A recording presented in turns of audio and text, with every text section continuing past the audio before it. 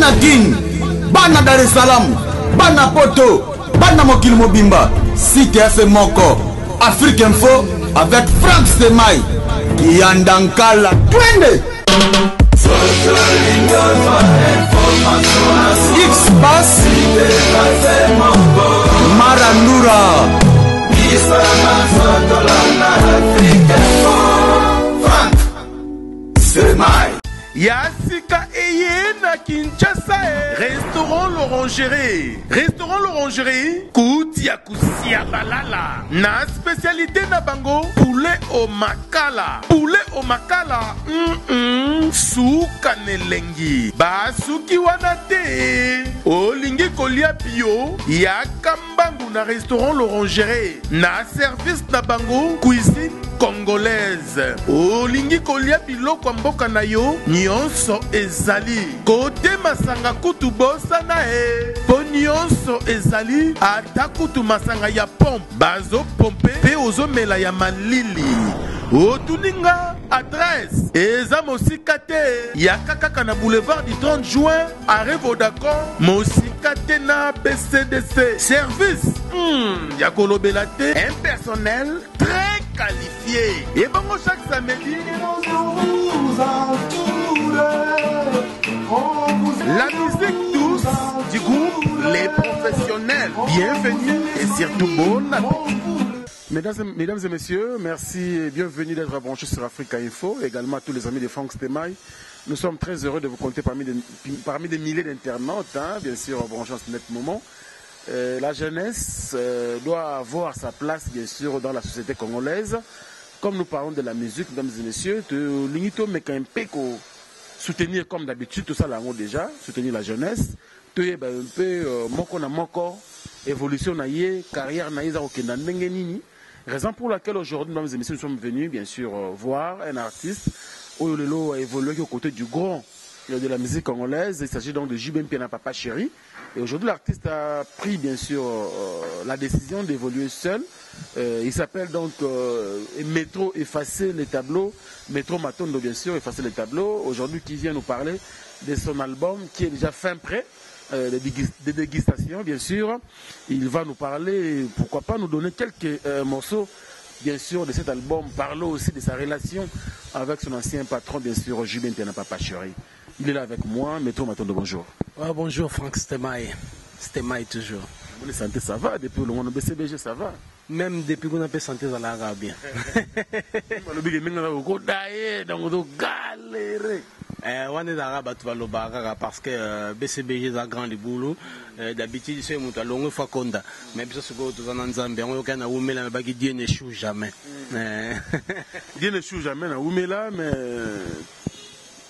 depuis le long, ça fait combien de temps la BCBG? 2 ans. 2 ans déjà? Oui, 2 ans déjà depuis que je suis plus avec El Salvatore de la Patrie que je salue en passant. On a 2016 de Longwa. Voilà. Mais depuis Longwa, on est toujours qui vous met là, justement, mais tout le monde qui vous a qui travaille vous avez chef d'orchestre dans 16e bataillon, c'est ça? 10e bataillon. Il y a Mignon Abraham. Vous avez évolué Ghana? Non, ces derniers temps, on n'est plus ensemble. Déjà, pour évoluer dans les alaki que mon ami est en Longwe, na si mananga na yeke yepé a sali lettre et a mise en disponibilité.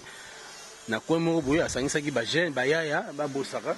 Ah bon, comme je n'ai encore rien à faire, na épaulé mon ami parce que ba projet na les alaki na nous prêter pour na banda. Tonga yo, mais effacer on sera malade, on n'a pas jibo que pas Abraham. Ouais. C'est moi qui ngandi na yebake loko na za kosala ngaza ni wana ngandi na yebe loko na zo sala bat bakolo ba nyonso bakolo ba ngandi na yebake loko na kosala je savais que na kota ki na orchestre Abraham te na kende o tsaye coup de pouce ngambolo ba so ka télé lo bon. Je le disais déjà même tout ça na yeba émission na yebse que non on est ensemble mais chacun a ses projets que non mon frère Abraham Afandia wa journaliste na katinga kuna na loba yango on a tenia ba musicien il y a dit teni mususu il a tinde mon bataillon. Ouais, on a faveur, on a ça pour na lobé la caille pena. Il s'inquiétait tant que on a compris que na moi mai a omitung ça que non il facile à attendre que mon ami c'est sans toi à l'aise.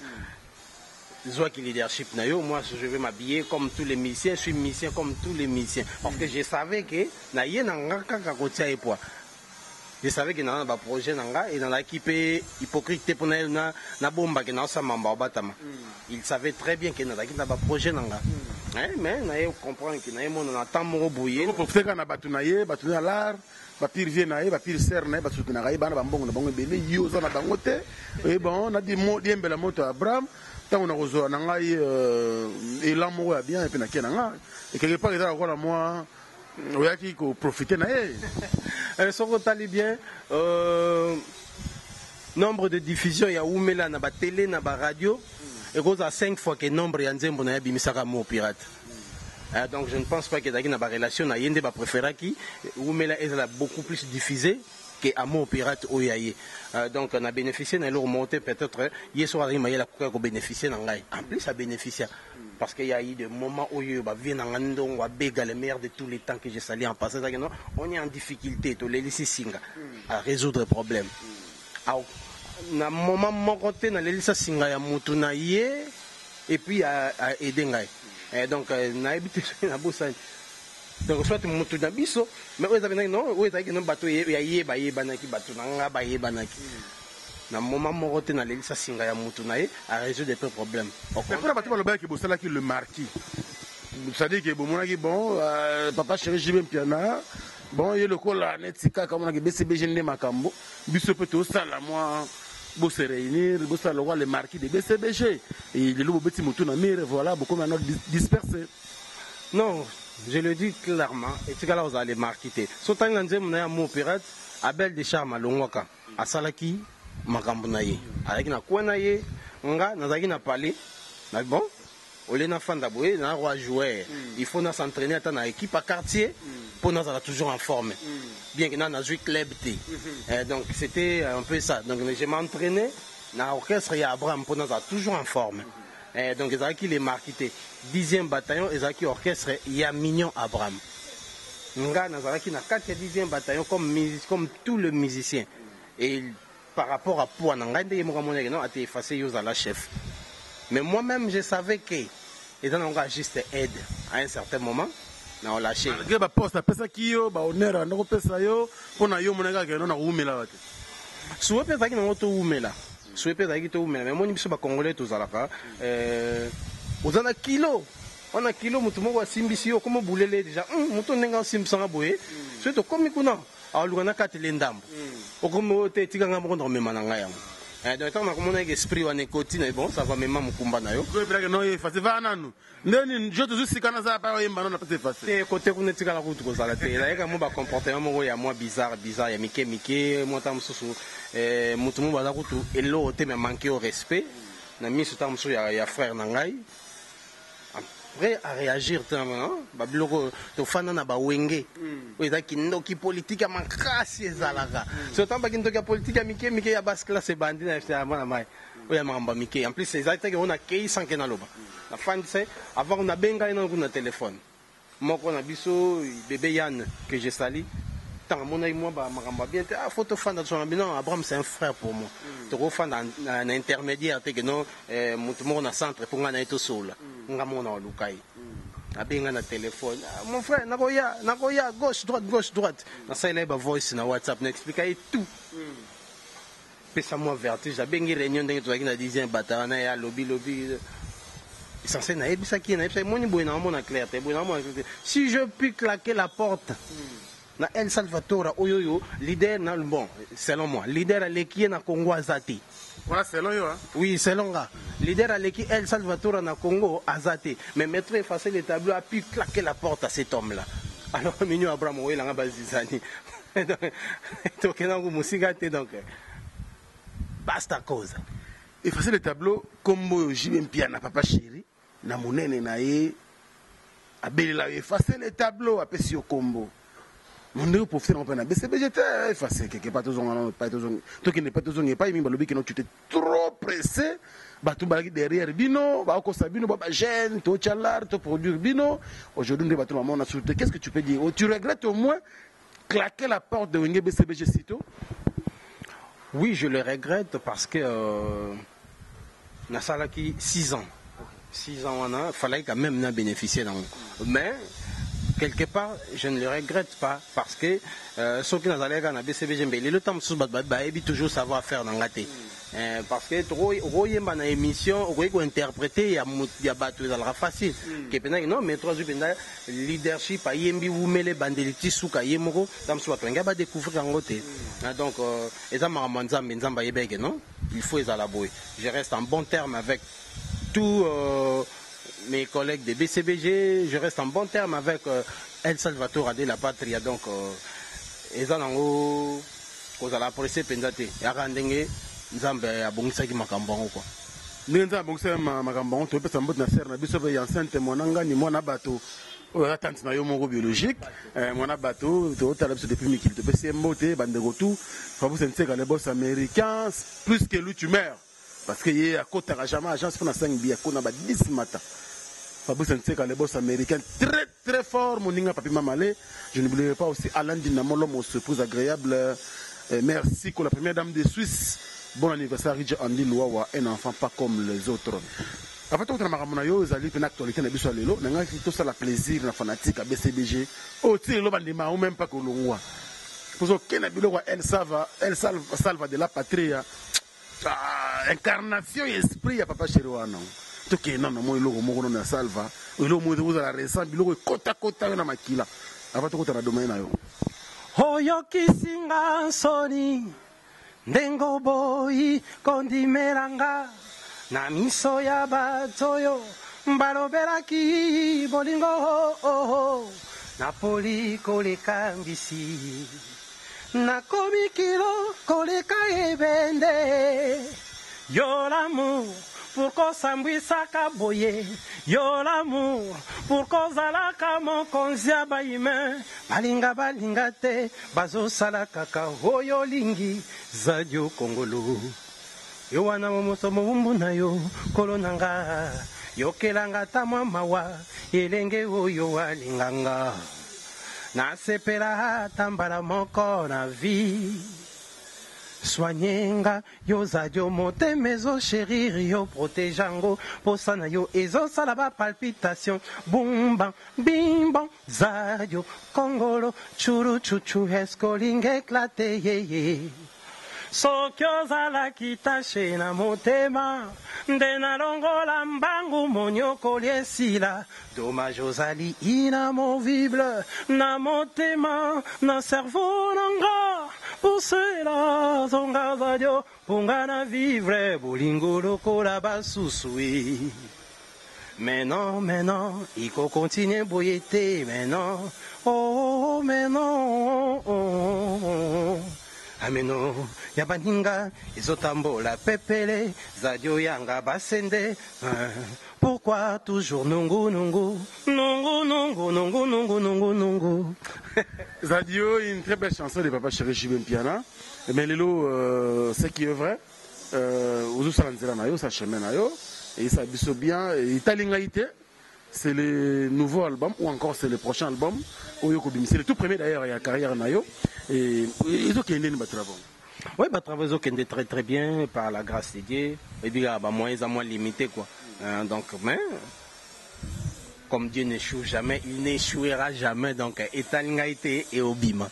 Italingaïté et Obima, moi, c'est ce qui est vraiment ce qui est non.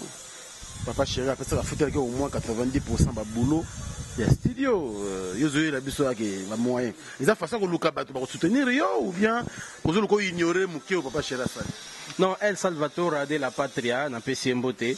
Leader à l'équipe, leader tout. Il y a un goût flatté. Métro n'a jamais été flatteur, donc El Salvatore de la Patria, il n'a pas la vérité. Pour le leader à l'équipe et Azate, surtout dans les critères, on comprend que le leader à l'équipe Azate. Premier critère Yembande, Betande, Binande, Latande. C'est ce que ma critère on a tout tanyangwa. C'est ce qu'on a pas détaillé mais non beauté, palais, ni tout cas on comprend que non leader à l'équipe Azate. La mérite musicale ya biloko wana te attention métro. Ni on a baissé besoin de boker on a marola thème mais tout cas mais côté monsieur ba critiquer bino que d'être distrait pendant que il faut OK pe na ko bete aux États-Unis ozui ba moi Afrima Awards oye na ngona Congo et bon ozui disque de platine de baninga musuba osala babiloko wana ekoma nango bacrop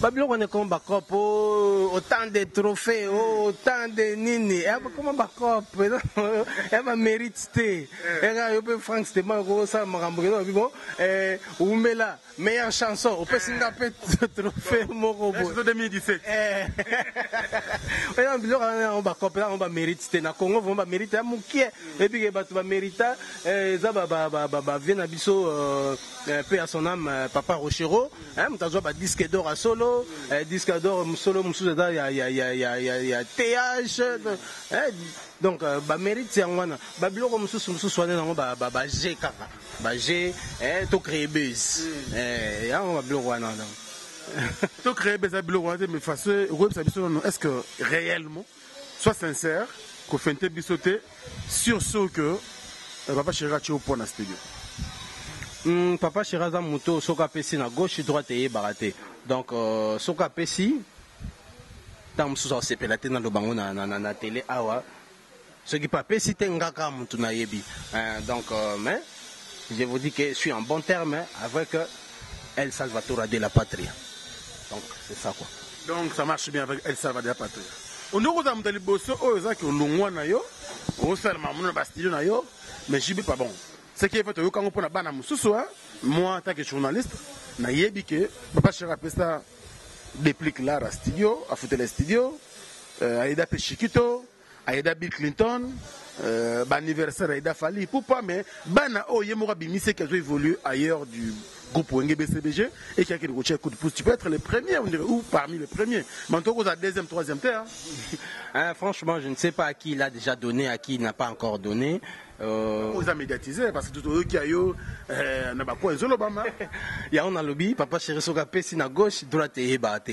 donc je suis pas là pour que Papa Chéri pesa ki toi pesa ki donc je suis pas là na télé tu sais que Papa Chéri lingane makambo ya ki mativiste te ya bato mususu soka pesa ki mutu sans fra bengi ba bengi ba journaliste boya botana ndenge na pesa ki mutu sans fra Papa Chéri lingane makambo na te prévenez que bato nyonso tangi wana pesa bambongo ezala médiatiser te tam so bango on a reconnaissance baleka na télé mais Papa Chéri te mutaya rolobang donc je suis pas là pour naloba qu'est-ce que Papa Chéri a fait pour l'album Etalingaite to qu'est-ce qu'il n'a pas fait donc waneza makambo ya sima caméra mais plus tard boye ba qu'est-ce qu'il a fait mais inspiration à titre et album Etalingaite pourquoi ce titre Etalingaite est un mode de vie nangai mode de vie nga na vivra na enviera n'importe quoi te na kipana makambo batu te et na mona eloko elegela ngai te oh okite Frank Stéma sombi Jaguar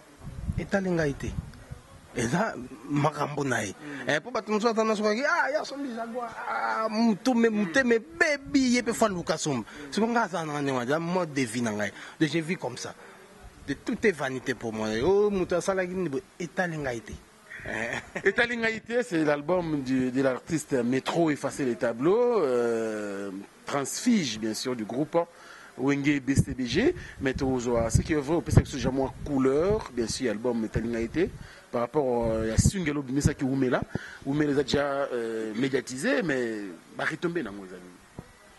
Retombé, ça que souci là qui va comprendre savoir-faire, il y a Métro. De quoi il est capable na quoi na yemoko parce que ndenge tozaka na BCBG na orchestre toi menene on a tout ça sous couverture ya validé maintenant Oumela siko ezaki ndenge na catholique to meka to yembaka to meka konzo na biso lelo donc na meka ki konzo na comprendre que non bat bandimi que non c'est bon donc on va réagir positivement même sur côté na ba commentaire à YouTube au monde que non tout le monde est d'accord.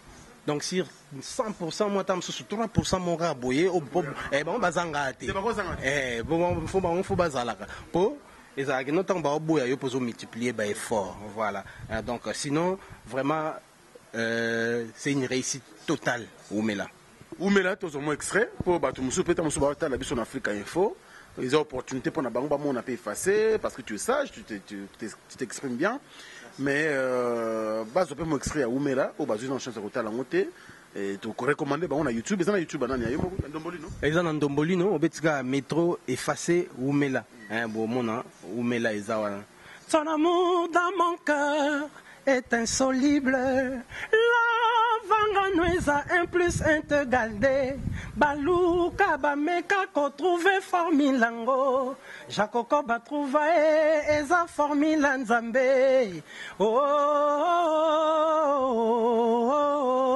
ndongo abeganga emena lelayo fort. Tu m'as pris par la main dans l'obscurité ndongo et tu m'as amené dans la lumière. Avant toi, je ne croyais pas au coup de foudre dans ma vie. Aujourd'hui, ton charme m'a foudroyé. Ntango natalaka yo nakumisaka nzambe akela yo kitoko abega ye umela ye umela ye na république motema nanga oza élu sans mandat opposant na yo azalaka te ozali se yo moko na motema nanga ozali se yo moko nga aime ozali se yo moko. Il est doux comme un agneau, donc wabega lobakate, gentil simple comme la colombe. Na voyage à bolingo, yende laisse le chofa, oya komisa kanga destination. Donc wabega lole moloko la nyoka donc wabega mema kanga na lola sokia o caressé, sokia zo léger, mama elenge. Abega nanga ndongo soki naza peneno naza joyeuse plus que victoire à léopard contre Congo Brazza bakisa na Rwanda esengo nanga neti matampi alongoli penalty esengo nanga plus que kipo e gagné coupe du monde abega fais-moi bisou, fais-moi câlin. Nayoka neti motamati na diemba On se version ya quoi. Donc on a remixang. Merci beaucoup Oumela. Oumela c'était une très belle chanson que moi j'aime beaucoup d'ailleurs. Nazo rapena tant que l'andela artiste ou bazo évoluer na surtout mingi na Kinshasa awa et ça fait plaisir. Rumba. Mais on dirait uzaka makasi na rumba parce que na umya etalingaité. Est-ce que ba métissage ba style pesa? Ouais, bah métissage des alliés, bah et surtout qu'il y a un animé. Et donc, on est en face, bah comprendre, savoir faire. Mais on est vraiment à travailler, dire, bah c'est un ça, bah featuring, bah non, non, jusque là, non, ça la non, bah demande, bah oh bah. On a mon papa chez quoi font le port, il fallait puis non, 5 vies, t'as de loin. Non, on a mis qui, on avait 4 mois et logo vraiment à bénir par le bon, italingate. Normalement, donc, mais sauf que, na sengi été, pour être clair, pour être vrai, na sengi papa chéri, c'est moi qui, là, bande comme sous, na sengi. Bah, souhaiter, puis na sengi, puis bande comme sous, bah, featuring, ouais, on répondrait tout ça là, on répondrait, na salinga mogo, parce que ça fait, premier album, donc je dois montrer, de quoi je suis capable encore de nouveau, quoi. Il faut na ça, force. Il y a un moment où non, na salina ba animation.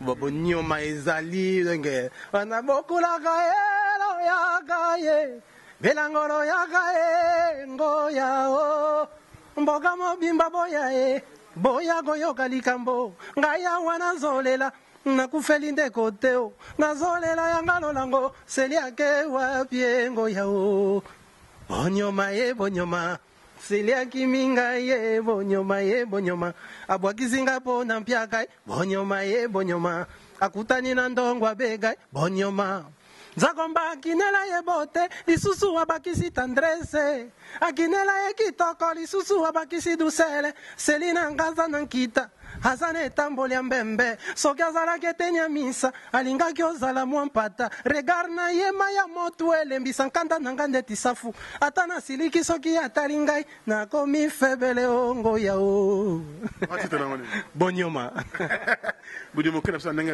le film abelelisi mais tomo chite nayebi te bato baza na besoin banzembo pour biza 7 titres jusque là parce que Rosela paix non, c'est la bateau mais bateau bazo ya moi timidement J'ai décidé quoi. Jusque-là, on a clôturé. Fabrice Nseka, le boss américain. Voilà, donc Fabrice Nseka, le boss américain. Cette fois-ci, j'espère que on va pas continuer. On a deux personnes, Fabrice Nseka, le boss américain, Alain Dinamo, l'homme aux surprises agréables. Voilà, l'homme aux surprises agréables, Alain Dinamo. Sur Hollanda émission, donc dans commune à 9 titres. Avec 7, tu vas ici. Mi-balé. Fabrice Nseka, le boss américain. Alain Dinamo. Donc, tu commune à 9. Frank Stema, Yosu Charge, il y a des Wanayomo, parce que quand on a le but, c'est-à-dire les modes de vie, mais trop effacé, c'est pas un embêtant. Au moins, tant que tu es bateau. Comme maintenant, Belli, aspirine, nabino pe ba prêtre oyo to yemba oyo to boaka ezate que non artiste comme Orlando le rôle la devsa qui oli passi massima crédit si a utilisé crédit à $200 c'est maintenant oyo tin les $250 dans bénéfice à $50 tu perds à $50 te a utilisé crédit à $200 le kola robenga si maintenant mo msubuye batine le $250 bénéfice moins 50 wana vraiment bozo honorer artiste na binoté parce que ce bino bopé c'est biso valeur te batum so bopé c'est biso valeur bazate angolais mo to ya pesa biso valeur rwandais te tanzanie te de bino fo ba prêtre na biso mo ya Congo bopé c'est biso ba artiste na bino ba valeur pour et ça la moi bien nango o ya ko contacter ngai a contacter na plus 243 81 460 45 53 na bandeli plus 243 81 460 45 53 rejoindra mon métro effacer les tableaux soit au Bettina Facebook métro Matondo Ngoma rejoindra mon métro avec Oana Yasuka avec AU rejoindra mon toko cheki toko batu balingi ba dédicace bolingi na yembela bino banzemba mobimba ndenge na yemba ba vie na ngandongo abega ndenge nazo yembela cette fois-ci na etalinga ete ba Jomu Kendi de Cape Town ndenge na yembela ba José Alafu ndenge na yembela ba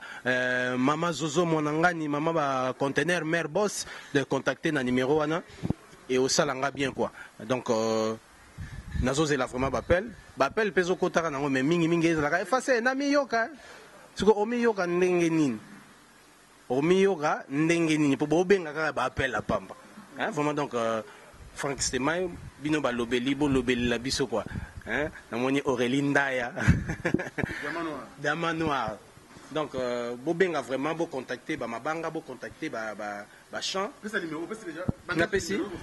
plus 243 81 460 45 53 wana ozwa ngamuko na birote ngamuko na yamba phone to so la kitoko vraiment bozo benga minope par rapport à émission msona osala bo benga pe mais bo benga ndefo non effacer ngana zanga te ozanga te ne studio on paye. Tant qu'on doit tourner ba clip, on paye. Bilamba na rolata, on achète. Mais bino bo benga ka ozangate. Ozangate ndenge. Ah ouais. Jomu Kendi de Cape Town alinga mingi vocal na sala na nzembo ya Mignon Abraham Ponta de Lance mikolo ba benga igwe. Non, on a beaucoup de micros. On a beaucoup de micros. Ce qui est vrai. Est-ce que dans l'album, nous, pour la question que nous avons posée, Abraham Oyemba, est-ce que ça lui appelle à Oyemba pour il y a cela qui appelle? Non. Oh, merci. Non, c'est moi qui ai invité. Oui, comme c'est au moment, Moutina Moto. Alors, il y a bien qui il y a bien na changa na binge na clip na jouer ça un rôle principal na Oumela et bimandeti Abraham a fulanga na Oumela. Or nga na fula me pa ya papa chéri. Si on est considéré zongia Ote nazala na concert on a depuis kala okoluka ba archive mais pour ça les scénarios na clip bosana ki mamuke to fula mara déjà te nalinga ki à se sentir à l'aise nalinga ki à se sentir à l'aise à jouer rôle moko important tellement na nzembo ayembité à jouer ne fils que rôle important na clip pour se sentir peu quand même à l'aise donc c'est un peu ça mais na italinga été ayembité bon bonhomme to battre boy en 2018 to boy au nom de Jésus. Nous sommes à la fin, mesdames et messieurs. Il s'appelle Effacer les tableaux Matondo. C'est un artiste talentueux. Ce qui est vrai, Baba Bima déjà, tu peux savoir 40 000 euros, Bayemba Bisso, 25 000 euros, 15 000 euros, même si y a 10 000 euros, mais je ne pense pas qu'il fasse ça à 10 000 euros. Je ne crois pas. On a besoin de plutôt album, comme les Liboso, tu peux comprendre de quoi il est capable. Donc, le moment où on a un c'est que Fabrice Nseka, le boss américain, il y a qui est au-delà pour aider jeunesse. Alain Dynamo, pareil. Merci, la première dame de Suisse, pour Lausanne, comme on dit, à quoi on Suisse Mobimba. Donc, à Rochapi Maboko, Vena Bissoro, il y a Willy Moucheni. Ah, il y a Willy Moucheni. Vous l'avez vraiment. Il y a Willy Moucheni, Kodamboka. Soki na lobby on dit matin bore e bimaka comprendre non nan to monana te nan to bengana te mais na boa ki kaka na boa ki kaka ya Willy Moucheni pour na ebige asola bien. Merci à Maël Sadiki, notre DT. Merci beaucoup également à toute l'équipe d'Africa Info. Merci d'un travail bien sûr réalisé, un travail de titan. Merci également à vous très chers abonnés. Hein. Nous sommes vraiment en train d'augmenter notre nombre d'abonnés. Ça nous fait énormément du bien. Et nous sommes vraiment très très contents par rapport à ce que vous nous donnez comme soutien, comme vous nous faites comme coup de pouce. Merci beaucoup à vous, mesdames et messieurs. Nous sommes à la fin de cette émission, bien sûr, avec notre artiste Effacé Matondo, Effacé le tableau métro. Il est avec moi. Je pense également à mon ami depuis Moujimaï, l'Onisien. Lui, c'est vraiment un pote, c'est un frère pour moi. Il s'appelle, bien sûr, Roger ML Moulin d'empreinte digitale. Là, il ne peut pas chercher sur la net. Clin d'œil spécial à mon frère ami. Nous sommes à la fin, Métro Matondo. Il y a également notre ami Blanchard Kabanga depuis la ville de Lyon. C'est les chouchous d'ailleurs de cette ville. Merci également l'espace qui nous reçoit chaque jour ici, gentiment. Les restaurants, bien sûr, la motivation. Avec notre vieux Roger Kinkani, les pères des jumeaux. Merci également notre vieux Caps Kinkela Bivalier. Pourquoi pas également depuis les États-Unis, je pense à mon vieux Lakis Loubaki. Merci pour le soutien. Merci également à toutes les grandes dames, hein, avec beaucoup de plaisir. Vous aimez cette émission. Merci de l'assistance, bien sûr, de Aurélie Naya, Diamant Noir. Nous sommes à la fin. Merci. Oui, bien sûr. Voilà, l'œil de Salvatore sur le net. Roger ML, empreinte digitale. Donc, on a l'homme des passeports rouges, le meilleur de tous les temps. Azali se moko depuis na yemba ke ozali se yo moko vie otika la peka yo moko soué na ngeza ofongola mutema boko matamisato ba evre leke sala ke otika la yo moko ndongo abega l'homme des passeports rouges le meilleur de tous les temps en beau sanité Joe Mukendi de Cape Town na benga le meilleur homme du monde petit tranzimbo na yangwana meilleur homme du monde Kennedy Mpembele na Luanda Christelle Nzambi d'Angola Nzamba ba chéri na Angola, Nzamba basi Angola, donc ezandeyo Christelle Nzambi d'Angola, boza belé, bobenga na numéro na pesi po bobimana etalinga etepoza album Maliboso, soko lali a kanangeta lala batala ngenge El Salvatore de la Patria lobaka. Bolinga na bomela nzoto ko melisa ba vitamine o. Dani baramoto melisiango poison. Yela pichuli pichaye nazalaki nanga prudent na monaki le mal de loin buzoba na salaki oliena batamanga na affronter talala ve comme yo bomanga orelinda ya jibilu engo ndongwa bega comme yo sasanga eyala ile mame imaole odani Kennedy Mpembele baramoto mawa bebe yane check. Yassika Eye na Kinshasa. Restaurant l'Orangerie. Restaurant l'Orangerie. Koutia Kusia Balala. Na spécialité na bango. Poulet au makala. Poulet au makala. Souka nelengi. Basuki wanate. Olingi kolia bio. Yakambangu na restaurant l'Orangerie. Na service na bango. Cuisine congolaise. Olingi kolia biloko mboka na yo. Nyonso ezali kote masanga kutu bosana po nyonso ezali ata kutu masanga ya pompe bazo pompe pe ozomela ya malili otuninga adresse eza mosika te ya kaka na boulevard du 30 juin arrêt Vodacom mosika te na BCDC service ya kolobela te un personnel très qualifié et bango chaque samedi la musique douce du groupe Les Professionnels. Bienvenue et surtout bon appétit. Bana King, Bana Dar es Salaam, Bana Poto, Bana Mokil Mobimba, Cité FM Moko, Afrique Info avec Frank Stemai. Kiandankala. Twende. X-Bass Marandura Frank Stemai.